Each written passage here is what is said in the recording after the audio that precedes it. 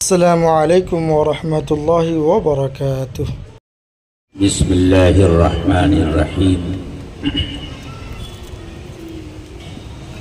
الحمد للہ رب العالمین، والصلاة والسلام علی سید المرسلین وعلی آلہ وصحبہ اجمعین، اما بعد۔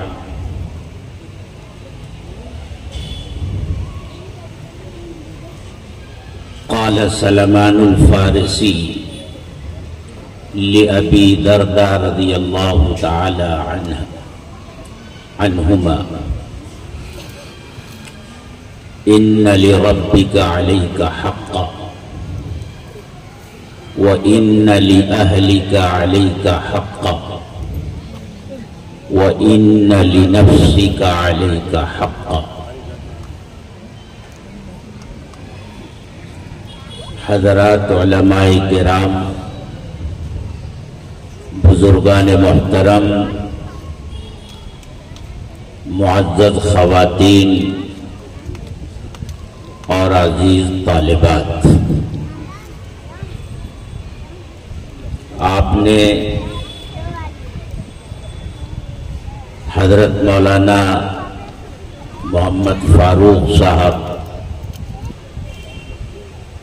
دامت برکاتہم العالیہ سے بہت ہی اہم، قیمتی اور علمی بیان سماعت فرمایا۔ حضرت گفتگو فرما رہے تھے اور میں سمجھتا ہوں کہ ان کی گفتگو سے عوام کے بجائے اسٹیج پر موجود خواص نے زیادہ فائدہ اٹھایا ہے۔ حضرت کی گفتگو میں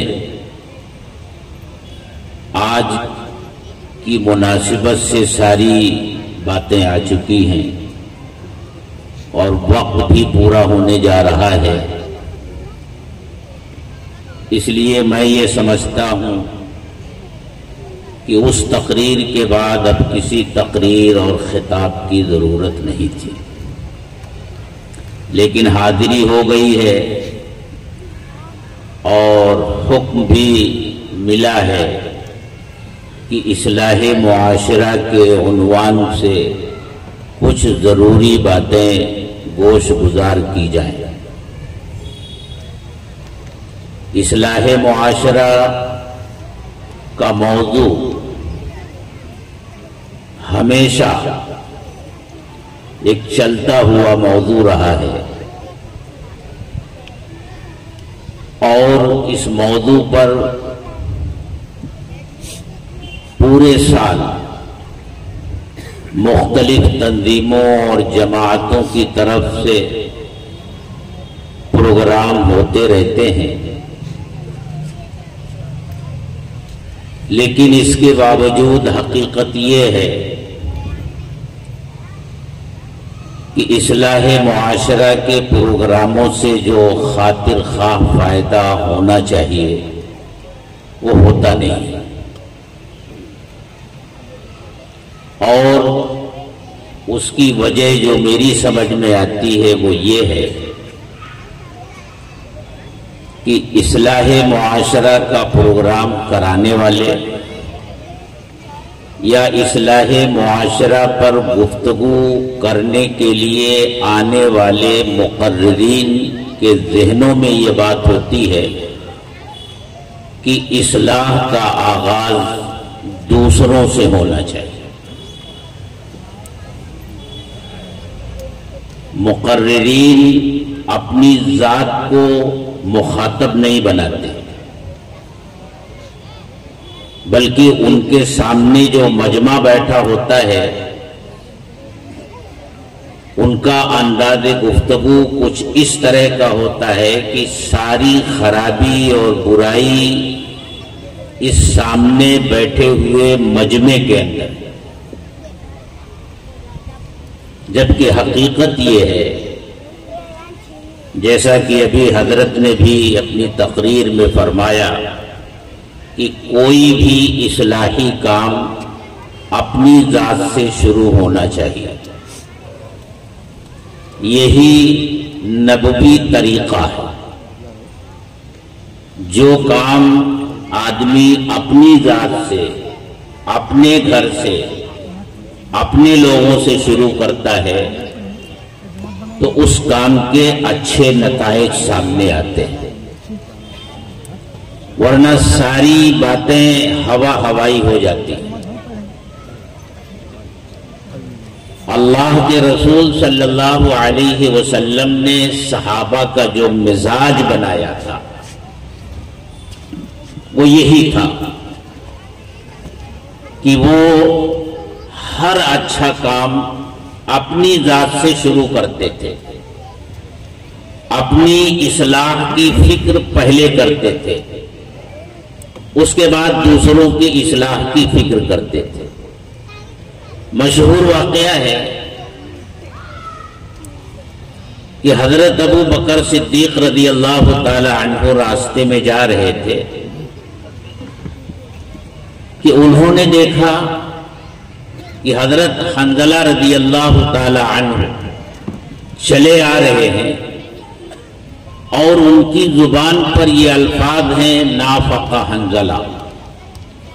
حنظلہ تو منافق ہو گیا. حضرت ابو بکر صدیق رضی اللہ تعالی عنہ نے ان سے وجہ پوچھی کہ تم ایسا کیوں کہہ رہے ہو؟ تو انہوں نے عرض کیا کہ حضرت جب ہم اللہ کے رسول صلی اللہ علیہ وسلم کی خدمت میں ہوتے ہیں، آپ کے ارشادات سنتے ہیں، جنت اور جہنم کا تذکرہ ہوتا ہے تو ہمارے دلوں کی کیفیت الگ ہوتی ہے. اور جب آپ کی مجلس سے اٹھ کر ہم اپنے گھر آ جاتے ہیں، بیوی بچوں کے درمیان بیٹھتے ہیں، گھر کی باتیں شروع ہوتی ہیں، تو وہ کیفیت جو آپ کی مجلس میں ہمارے دلوں میں تھی وہ کیفیت جاتی رہتی ہے، وہ حالات نہیں رہتے. تو یہ کیفیت کا بدلنا کہ وہاں ہماری حالت کچھ ہے اور یہاں آنے کے بعد ہماری حالت کچھ ہو گئی، یہ نفاق ہے. حضرت ابو بکر صدیق رضی اللہ تعالی عنہ نے فرمایا کہ بھائی جو حال تمہارا ہوتا ہے وہی حال تو ہمارا بھی ہوتا ہے. آؤ چلو اللہ کے رسول صلی اللہ علیہ وسلم کی خدمت میں حاضر ہوتے ہیں اور آپ کے سامنے یہ مسئلہ رکھتے ہیں. دونوں حضرات آئے. حضرت ابو بکر صدیق رضی اللہ تعالی عنہ نے اللہ کے رسول صلی اللہ علیہ وسلم کے سامنے یہ مسئلہ رکھا تو آپ نے ان دونوں کو تسلی دی اور ارشاد فرمایا حنظلہ گاہے گاہے یہ جو کیفیت میری مجلس میں پیدا ہوتی ہے، اگر ہمہ وقت تمہارے دل کی کیفیت وہی ہو اور فکر آخرت تمہارے دل و دماغ پر اسی طرح سوار رہے تو تم راستہ چل رہے ہوگے اور فرشتے راستہ چلتے ہوئے تم سے مصافحہ کریں گے. دیکھیے حضرت حنظلہ رضی اللہ تعالی عنہ کو سب سے پہلے اپنی ذات کی فکر ہے، اپنا احتساب وہ کر رہے ہیں. حضرت ابو بکر صدیق رضی اللہ تعالی عنہ کو بھی وہی فکر دامنگیر ہو جاتی ہے اور وہ بھی اپنا احتساب کرتے ہیں. تو ہر شخص اپنا احتساب کرنے لگے. تو جب ہر شخص احتساب کرنے لگے گا، ہر فرد کے اندر اپنی اصلاح کی فکر ہو جائے گی تو معاشرے کی اصلاح بھی ہو جائے گی، کیونکہ معاشرہ تو افراد کے مجموعے کا نام ہے. لوگ بستیوں کی شکل میں، خاندانوں کی شکل میں، قبیلوں کی شکل میں رہتے ہیں، بستے ہیں، ان میں آپس میں رشتہ داریاں ہوتی ہیں، ماں باپ ہوتے ہیں، بھائی بہن ہوتے ہیں، عزیز اقارب ہوتے ہیں، رشتہ دار ہوتے ہیں، پڑوسی ہوتے ہیں، اس طرح انسانی معاشرہ وجود میں آتا ہے۔ اب اگر ہر آدمی اپنا جائزہ لے کہ میرے اندر کیا کمی ہے، میرے اندر کیا خامی ہے، میں اپنے ماں باپ کے حق ادا کرتا ہوں یا نہیں، ماں باپ کے تعلق سے جو میری ذمہ داریاں ہیں ان کو پوری کرتا ہوں یا نہیں، بہنوں کا کیا حق ہے اس کو پورا کرتا ہوں یا نہیں، بھائیوں کے ساتھ میرا کیا سلوک، کیا برتاؤ ہونا چاہیے، وہ درست ہے یا غلط ہے، پڑوسیوں کے ساتھ مجھے کس طرح رہنا چاہیے، پڑوسیوں کا میرے اوپر کیا حق ہے، میں ان کے حقوق کو ادا کرتا ہوں یا نہیں کرتا ہوں۔ اگر معاشرے کا ہر فرد اپنے بارے میں یہ فیصلہ کر لے، اپنی اصلاح کی فکر کر لے، تو انشاءاللہ معاشرے کی اصلاح ہوتی جائے گی۔ لیکن کام بگڑتا وہاں ہے کہ میں اپنی فکر کرنے کے بجائے آپ سے چاہتا ہوں کہ اصلاح کا کام آپ سے شروع ہو۔ اس کو ایک مثال سے آپ یوں سمجھیے، جیسے دھاگے کا ایک گچھا ہو، اس دھاگے کے دو سرے ہوں اور وہ دھاگا الجھا ہوا ہو۔ اس الجھے ہوئے دھاگے کے گچھے کا ایک سرا تو ایسا ہوتا ہے کہ اگر آپ کے ہاتھ لگ جائے اور آپ اس کو پکڑ کر کھینچیں تو سارا الجھاؤ ختم ہوتا ہوا چلا جائے، اور دوسرا سرا ایسا ہے کہ اگر آپ اس کو پکڑ کر کھینچیں گے تو جو الجھاؤ ہے دھاگے میں بجائے ختم ہونے کے وہ بڑھتا جائے گا۔ اصلاح معاشرہ کے سلسلے میں ہمیں جہاں سے کام کرنا چاہیے وہاں سے کام کرنے کے بجائے ہم دوسری سمت سے کام شروع کرتے ہیں، جس کی وجہ سے اصلاح معاشرہ کی ساری کوششیں، ساری محنتیں رائیگاں جا رہی ہیں۔ اس لیے میرے دوستو، ہم سب کو اپنی اپنی فکر کرنی چاہیے، اپنے گھر کی فکر کرنی چاہیے، اپنے متعلقین کی فکر کرنی چاہیے۔ معاشرے کے سلسلے میں عام طور سے لوگ یہ پوچھتے ہیں کہ اصلاح معاشرہ آخر نام کس چیز کا ہے؟ تو اس سلسلے میں یہ عرض کرتا ہوں کہ اگر آپ اسلامی تعلیمات کو دیکھیں، شرعی احکام کو دیکھیں، پورے دین کو دیکھیں، تو آپ کو ایک چیز نظر آئے گی کہ پورا دین اور پوری شریعت یہ نام ہے حقوق کی ادائیگی کا۔ یہی خلاصہ ہے دین کا، یہی خلاصہ ہے شریعت کا کہ آدمی کے اوپر جتنے حقوق ہیں، جس کے بھی ہیں، ان حقوق کو ادا کرنے والا بن جائے۔ انسان کے اوپر اس کے خالق کا بھی حق ہے، جو رسول اس کی ہدایت کے لیے بھیجے گئے ان کا بھی حق ہے، جو کتاب اس کی رہنمائی کے لیے نازل کی گئی اس کا بھی حق ہے۔ انسان جس معاشرے، جس سوسائٹی میں رہتا ہے، جن لوگوں سے اس کا تعلق ہے، رشتہ داریاں ہیں، پڑوس میں رہنے والے لوگ ہیں، ہر ایک کا اس کے اوپر حق ہے، حتیٰ کہ خود انسان کا اپنے اوپر حق ہے۔ انسان کے اوپر اس کی آنکھوں کا بھی حق ہے، اس کی زبان کا بھی حق ہے، اس کے کانوں کا بھی حق ہے، اس کے ہاتھوں کا بھی حق ہے، اس کے پیروں کا بھی حق ہے۔ ان تمام حقوق کو جو ادا کرے، ادا کرنے والا بن جائے، اور معاشرے میں یہ رواج آ جائے کہ ہر شخص دوسروں کے حقوق کو بھی ادا کرے اور خود اپنا حق بھی ادا کرے، معاشرے کی اصلاح ہو جائے گی۔ میں نے حضرت سلمان فارسی رضی اللہ تعالی عنہ کی ایک بات نقل کی ہے۔ ان کے مواخاتی بھائی تھے حضرت ابو دردہ رضی اللہ تعالی عنہ۔ اللہ کے رسول صلی اللہ علیہ وسلم نے دونوں کے درمیان مواخات فرمائی تھی۔ ایک دن حضرت سلمان فارسی رضی اللہ تعالی عنہ اپنے بھائی کے گھر گئے۔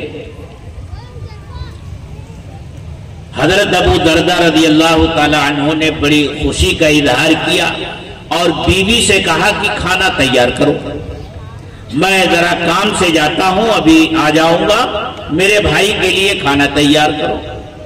وہ کھانا پکانے میں لگ گئی۔ حضرت ابو دردہ رضی اللہ حضرت سلمان فارسی رضی اللہ تعالی عنہ نے یہ محسوس کیا کہ حضرت ابو دردہ رضی اللہ تعالی عنہ کی جو بیوی ہیں وہ پھٹے پرانے کپڑوں میں ہیں، کپڑے بوسیدہ بھی ہیں، گندے بھی ہیں۔ تو انہوں نے پوچھا کہ ابو دردہ کا کیا حال ہے؟ تو کہنے لگی کہ ابو دردہ بہت اچھے انسان ہیں، دن بھر روزے رکھتے ہیں اور رات بھر نفلیں پڑھتے ہیں۔ یہ خاموش ہو گئے، بات سمجھ گئے۔ جب دوپہر کا وقت ہوا، کھانے کا وقت ہوا، حضرت ابو دردہ رضی اللہ تعالی عنہ تشریف لائے